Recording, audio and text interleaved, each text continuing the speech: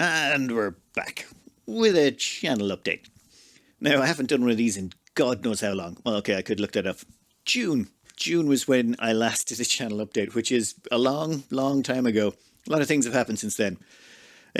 First and most importantly, I'm swapping out Oxygen Not Included for Factorio. I was going to do another Oxygen Not Included series, but the problem is there's nothing left to do. We've broken the game as many ways as I can think of at this point. I was hoping they'd put out more content. They have an update coming out in the near future, or promised in the near future, by the end of the year, they said, but it hasn't hit yet. So I thought we'd take a little sidestep into Factorio while we're waiting. It was voted for on the Patreon, and it won by quite a narrow margin over Satisfactory. So we'll see how it goes. I've got the first episode recorded.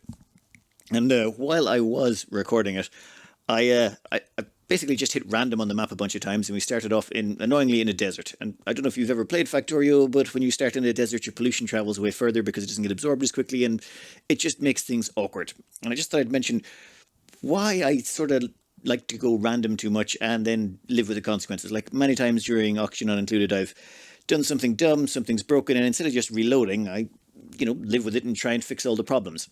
And it all sort of traces back to Supreme Commander. Me and my mate Finn were playing it when it first came out, and we only had one computer that could play it. So we said, actually, I wonder do I still have that game? Turns out it's available on Steam. I'm not sure I'd recommend this game. It's not a recommendation by any stretch. This is just one of those games that gave me a very interesting moment. This game was kind of amazing for its time. You could zoom all the way in and see things up close, and then you could zoom all the way out and see the whole thing tactically. It was kind of amazing. But when we were playing it, we were playing house rules, because only one of us could play at a time, and, we weren't playing multiplayer, we were only playing the single-player campaign.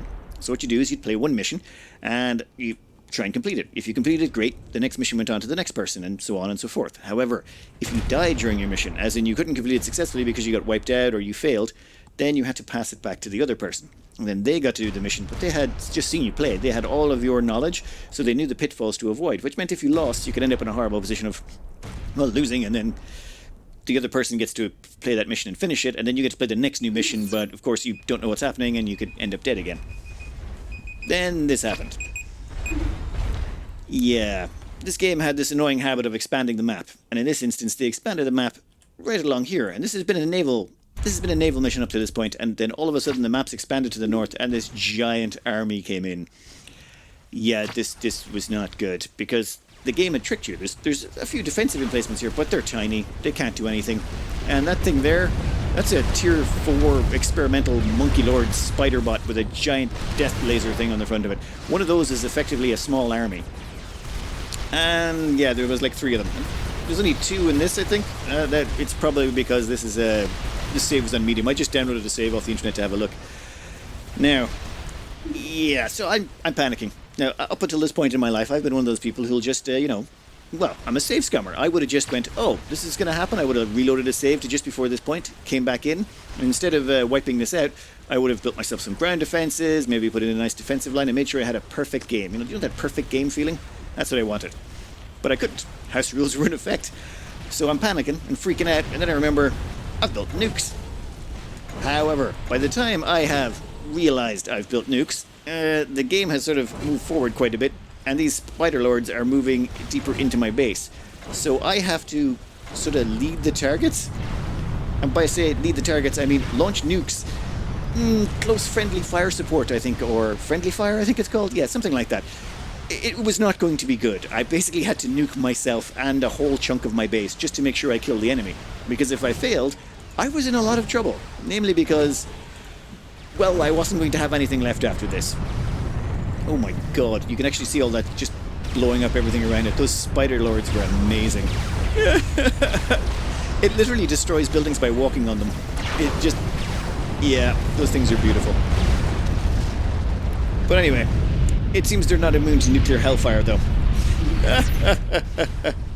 Yes, we got it. Stop talking. This game did the best nukes. Still does. Now, this game taught me a lot of valuable lessons very, very quickly. Or this map, I should say.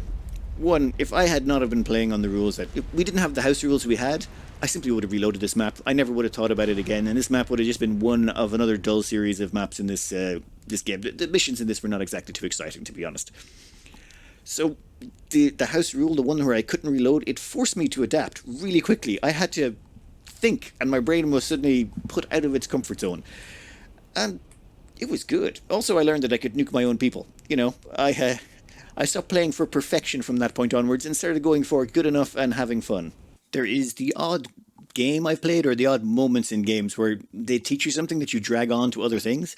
And this one taught me, yeah, don't bother with the save scumming unless you absolutely positively have to. Just enjoy it, roll with it. If you've got to adapt and overcome, it's far more satisfying when you win.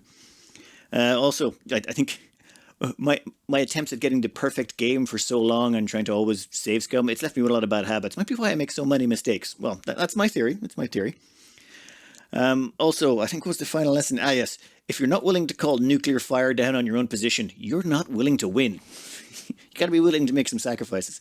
I think this is one of the reasons I really like Rimworld as well, is because Rimworld puts you in that situation where, yep, bad things are going to happen no matter what you do, and you just got to adapt. That might be one of the reasons I've gravitated towards Rimworld and games like it, and Oxygen not included to an extent as well, because when things go wrong, they can just chain reaction to some horrible messes. A while back there, YouTube made a change. They changed mid-roll ads from being 10 minutes long to 8 or whatever. The qualifications changed. And all of my videos are set to just one ad at the start, and that's it. The way I figure it is, if you don't put any ads on it, YouTube will never promote you because they're not making any money out of it. And if you put lots of ads on it, well, I wouldn't watch those. Anyone who puts on more than a couple of ads in a video, I just go nuts. So I just put one at the start, leave it at that. I figured that's a good balance. But YouTube decided, hey, if your video is longer than 8 minutes, we're going to add mid-roll ads to it. And I signed away from it. There was some email they sent us, and I was like, no, don't activate it for me. But they did. They activated it on all of my videos, and I had to manually go through and change them. A few things you might not know. Trying to change 10 videos all at once, like just opening multiple tabs, yeah, it times out and causes huge problems. You have to do, I could only do them in batches of about 5 or 6 at a time. I had 347 videos at the time. It took me hours. I was raging that day. That was fun times. Just random things that soak up your time for no apparent reason. Not that my time management is great. You're talking to a guy who just... Yeah, I started a channel update video that was supposed to be 15 minutes, and I spent about 2 hours playing Supreme Commander. Just so I could get a few minutes of footage just to show you that moment. Yeah, my time management is absolutely terrible. But I made the foolish mistake of trying to update DaVinci Resolve. It's my rendering software that I use because it's free. After I updated it, my videos went from taking 20 minutes to render on average to about 3 hours. And then after 5 hours of troubleshooting, it turns out, yeah, I just had to update the drivers on my graphics card. Good times. Yeah, I'll have to get better about that time management. I am going to have to make some serious changes to the base-loving videos. In the last 2 weeks, I released 4 videos. Average about 3 bases per video, give or take. So that's about 12 bases I got to show off in 2 weeks. In the same 2-week period, I received 23 new bases into my email. Now, I'm an average maths person, but I figure, yeah, there's no way I'm ever getting through all the base leveling videos. I just can't do it. The rate they come in is faster than the rate I can get them out. I literally have to do nothing but base leveling videos, which I'm not doing. I want to play some other games along the way. So I think I'm going to have to be a little bit more ruthless about who I choose and maybe not go into as much detail on as many of the bases. It's just, sorry, there's time constraints and then there's impossibilities. I would normally relax or chill out, just, come back after work and play a few games. That's what I used to do, but now all the games I play are sort of tied to making YouTube videos, so I can't... they're not quite as relaxing when you've got to do all the recording and stuff. So sometimes when I get a bit burnt out, I like to chill out and play some games. But I end up playing games that are just mindlessly simple, usually because I'm just too tired to do anything too complicated, which is why I end up playing either, tower defense games or something like that. They are... it's almost embarrassing to admit you play tower defense games. It's right up there with... you know what? No, I'm not even going to be embarrassed by it. There's some good tower defense games in the past. But that's what the footage here is. I think it's called Let Them Come. I just downloaded it. It's mindless. You shoot stuff. That's why all that footage is there in the background. It's a cheap enough game. I think the thing that makes it so stupidly overpowered, though, is that you get these... you have this combo meter in the top right, and as you kill enemies, if you kill a whole bunch of them, and you do it, the faster you do it, the better, your combo meter goes up. And when it maxes out, you get a choice to choose from all of these special abilities and items. And the only one you really want is the one that gives you infinite items for the duration of the power-up. And then you just have explosive ammo loaded up.